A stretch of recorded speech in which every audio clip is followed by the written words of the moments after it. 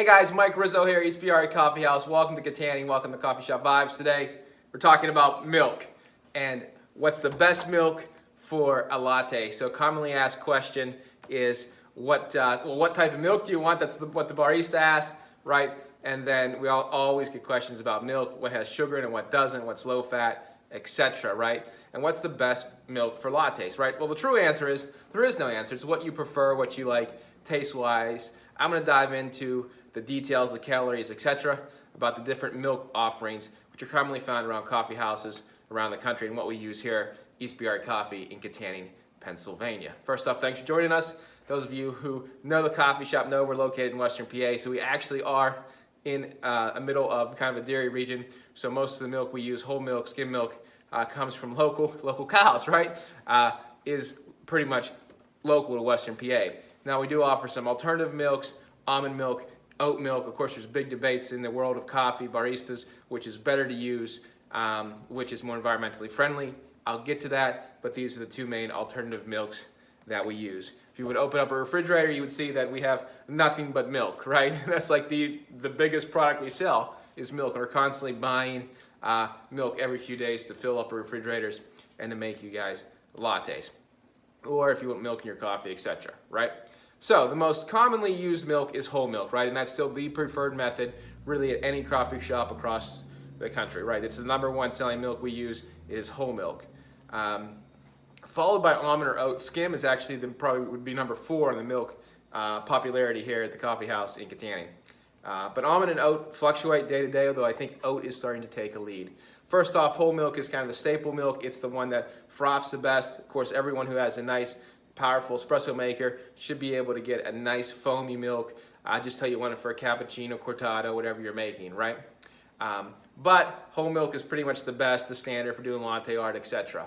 Right? Skim milk actually froths pretty well as well. Now when it comes to oat and almond milk, right, this is where the debate comes in. Which is the best milk for lattes, right?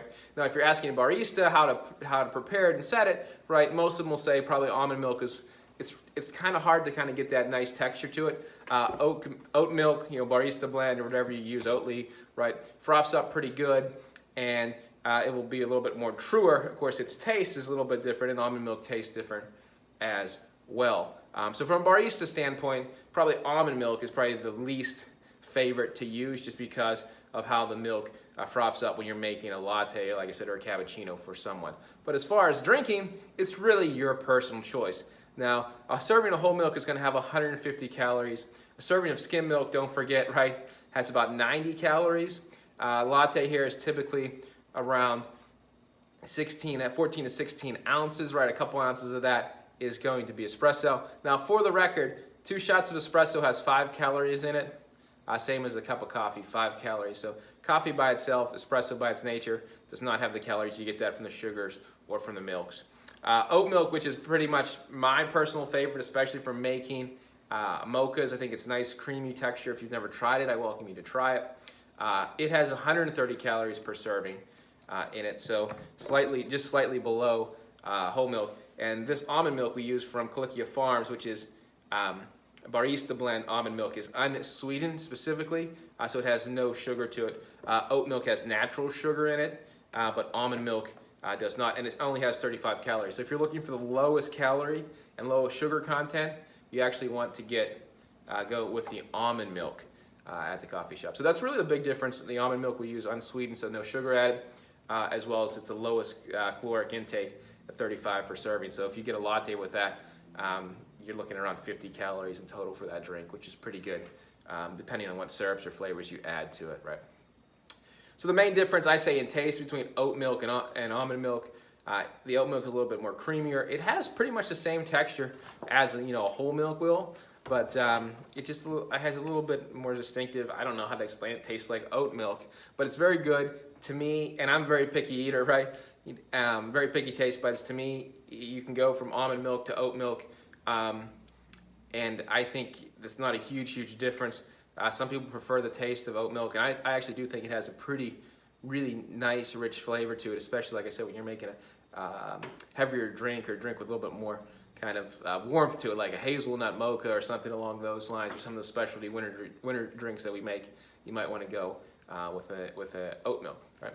As for iced lattes, you can put any type of milk in those as well, and even coffee smoothies, frappuccinos, things that we make here. Right, any type of milk will work. So as far as making the drinks, there is nothing that we can't do. Right, almond milk's a little bit harder, but really it's well within our capabilities to make any drink with any type of milk. So again, we want you to be happy. I think that's the same for most coffee shops around the country. They will use what milk you ask them to use, right? Soy and is certainly going out of flavor. It's popular at Starbucks, but it's not too popular at especially coffee houses. And some places sometimes we'll see some coconut milk as well. But really, if you're looking for the lowest calorie, less sugar, you probably want to go almond, even more so than skim milk, believe it or not. You hear a lot about this online, right? What's the environmental impact of the milk, right? And hey, I am a professional environmentalist, right? Probably the biggest environmentalist, a true environmentalist in the coffee industry, or one of them, maybe, who knows. But, you know, oat milk uses less water by far to produce, right? But, you know, this milk's coming from Western PA, the almond milk's coming from California, right? So you have to add in all these things like transportation, etc., right? And like I said, we're trying to be environmentally friendly. I'm an environmentalist who works in the water industry full-time. Oat milk, I can say, is probably the least impactful as far as what it takes to produce it, the amount of water needed. But there's a lot of factors, transportation, etc., storage. These things, of course, you could be dry storm for a while. But if you had to say, there's really no definitive answer. I haven't seen a very good case study, farm, field to cup case study on this. But everything that I know would say that oat milk is actually probably the most environmentally friendly milk out there, if you ever wanted to know that. All right, like I said, come down to the coffee shop, try them. If you haven't tried almond or oat milk in your coffee, in your latte, you might enjoy it. It's a slightly different taste, but it does add some different flavor characteristics that you might enjoy. So all right, so that's milk. If you have any questions, leave them in the comments. Be happy to help, or you're welcome to stop down to the coffee shop and we'll explain to you. We'll get them out. We'll go through the nutritional facts if you need to. All right, guys, we'll talk to you soon. See you in another edition of Coffee Shop Vibes from Ispirare Coffeehouse.